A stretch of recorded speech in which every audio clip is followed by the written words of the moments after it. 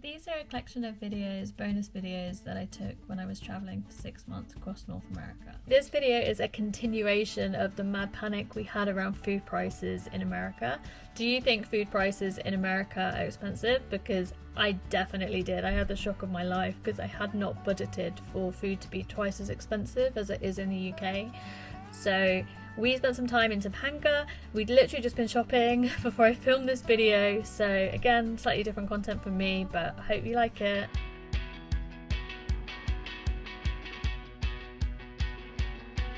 Okay, so I'm gonna do another video about how expensive food is in America because it's been doing my head in since we got here. And we kind of stopped going to like these Whole Foodsy sort of kitcheny deli places because they're just too expensive, and I'm sorry, I'm not paying $6 for yogurt. I think that's absurd, and I'm equally not paying $7 for milk. I mean, in England, a huge vat of yogurt is like £2, and a massive thing of milk is like £3, just to put it into context. So coming here and seeing food prices is just absolutely mental. So today we went in Target because I wanted to buy some shorts, and the clothes there are quite reasonably priced. But we also found out that they had a food range. So I'm going to show you some stuff that we bought and the prices of them, because if you're traveling from the UK and you have exactly the same experience that we had when we got here, it's quite useful to know where you can go to get like reasonably priced food that's like quite good quality. So I'll talk you through what we got from them, just because like I'm gonna be here for 3 months and I can't afford to be spending like $60 every couple of days on food. It's just not sustainable. So hopefully this is some tips on how you can save a bit of money and just buy things that are a bit more equally priced to England. Because as I said, food prices in England, I think due to Lidl and Aldi doing price wars with all the big supermarkets, the food prices are really good, they're really low. So yeah, it's been a real culture shock coming here and being like, you want me to pay $6 for yogurt? So anyway, I'm going to talk you through that in a second. Okay, so here's some stuff that we bought from the Good and Gather range at Target today. So this is long grain white rice. We didn't need that much, so I just bought a small one of it, and it is 454 grams, which is just under half a kilo. And this is my shopping list. It's somewhere on here. Rice. See that? 89 cents. Sounds quite cheap. And then the chickpeas we got again is 85 cents. And then we bought this Penang curry because we thought it looked quite nice to get a curry. And again, the sauce is actually $3.29, but that's cheap for America. I also bought some, I love these blue corn chips, and the chips, as you can see, is $3.29. But basic things like I bought an onion in there, that was 85 cents. The cheese was really good. The cheese in normal supermarkets is about $5 or $6. It was $2. Let me show you. And you get loads. Good and Gather Swiss, $2. Got some berries. So these berries were $4 that we got from a supermarket in Ojai. These, which is twice as many, this is, where's the thing on it? Can't even find the measurement. Anyway, it's twice the size, as you can see, to the other one. This was $1.99, so it's half the price for twice as much. Okay, so the next hack for saving money in America is to buy your alcohol in chemists. And I know that sounds really very strange. Quite like this wine that I bought from the supermarket in, I paid a lot of money. I bought it in the supermarket. It was the one that was down the road from where we're staying in the Edna Valley. It's really nice. This is a Sauvignon Blanc, and in the supermarket it's like $15, and when you buy it from the drugstore it's $11. So you can get really nice wine from the drugstore in America and save yourself about $5.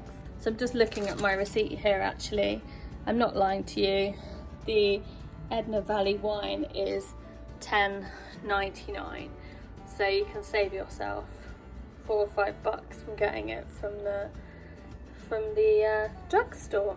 Okay, third tip is now my favourite grocery store, which is Trader Joe's.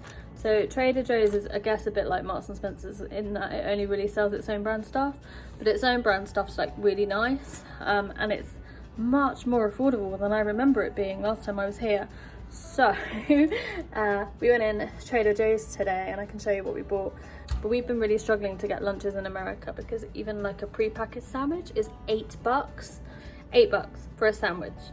Like, those of you that are from the UK are thinking what I'm thinking. Hang on a sec, a sandwich is £3 for a meal deal in England.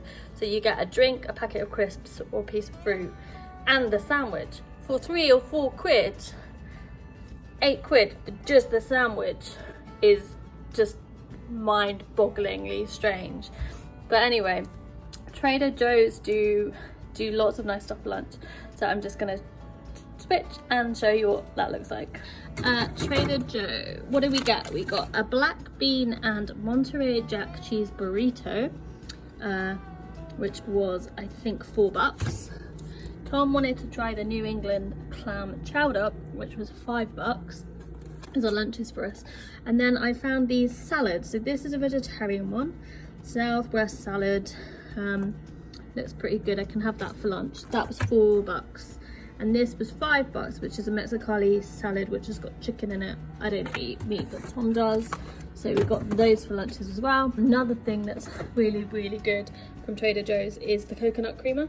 So if you're vegan or vegetarian and you don't like milk, like I have lactose-free milk at home, or I eat Oatly, just because I don't get on with lactose very well. So this is dairy free and lactose free, and it's coconut creamer, so it's made with coconut milk.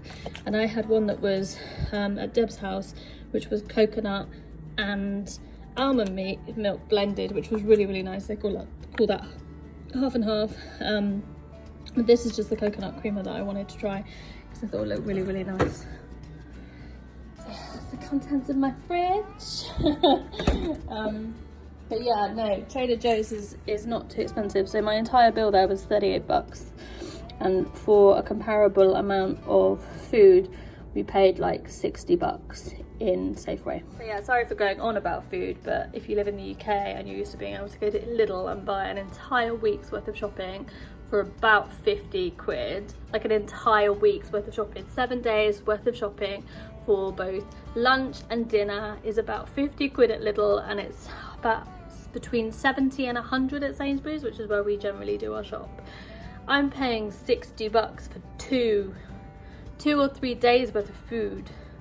That's insane. So definitely check out these hacks on how to save a bit of money when you're on the road and you're living in America, because nobody can afford to pay $60 for 2 days of shopping. So my advice is just don't.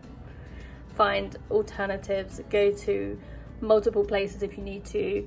So like go to Target, get some food from Target or Walmart, or you know, get your fresh veggies from your neighbours like we did when we were in Ojai.